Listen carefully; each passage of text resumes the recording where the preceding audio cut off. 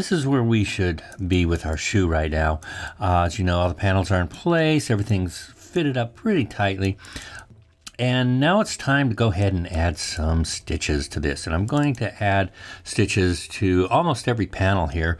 We'll start off with the saddle, and we'll do the, eye stays, this whole vamp toe cap area. And I'm even going to add stitches to the tongue as well.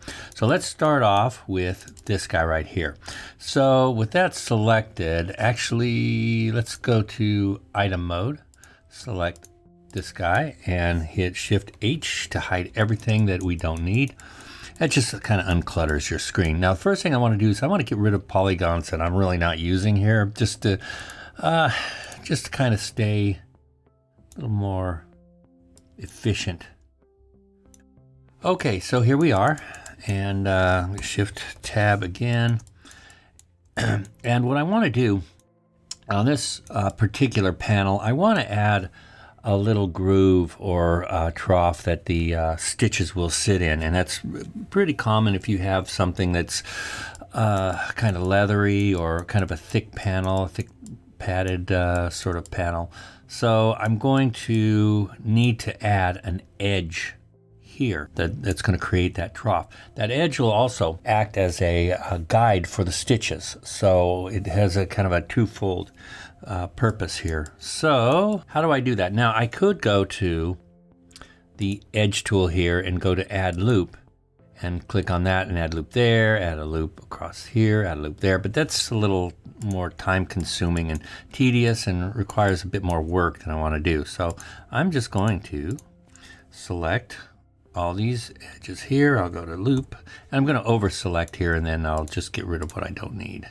All right, so now with those selected, what I'll do is I'll go over to the Edit toolbar and go to Loop Slice, and that's going to slice through more things than I want it to, as you can see here. But if I go to the Tool Properties and go to Slice Selected, it's only going to slice through these selected polygons. And I think that's going to work for me. All right. Now if I go over to Edges, select Edges, you can see I have a nice edge to work with there. So I went around and did a little bit of edge sliding here and there, just to add a little breathing room between some of these edges that were kind of pushed tightly together.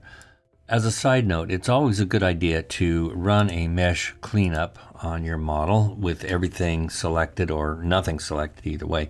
And just to make sure that there are no strange artifacts going on and,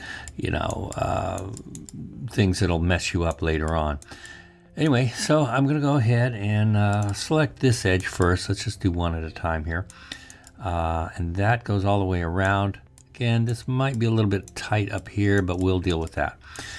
So I'm going to hit the B key to do a bevel on this.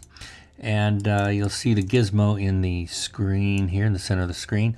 I'm going to grab the red handle and just pull it out just the tiniest bit, maybe about 500 UMs. I think that's a half a millimeter. And yeah, looks good right there too. All right, let's do the other one. I believe it's this guy right here. Same here, bevel. Pull the red handle. Right about there. 600, whatever. All right, with that already selected, let's jump over to the deform.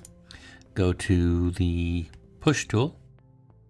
Click in the viewport and then just pull that in just the tiniest bit.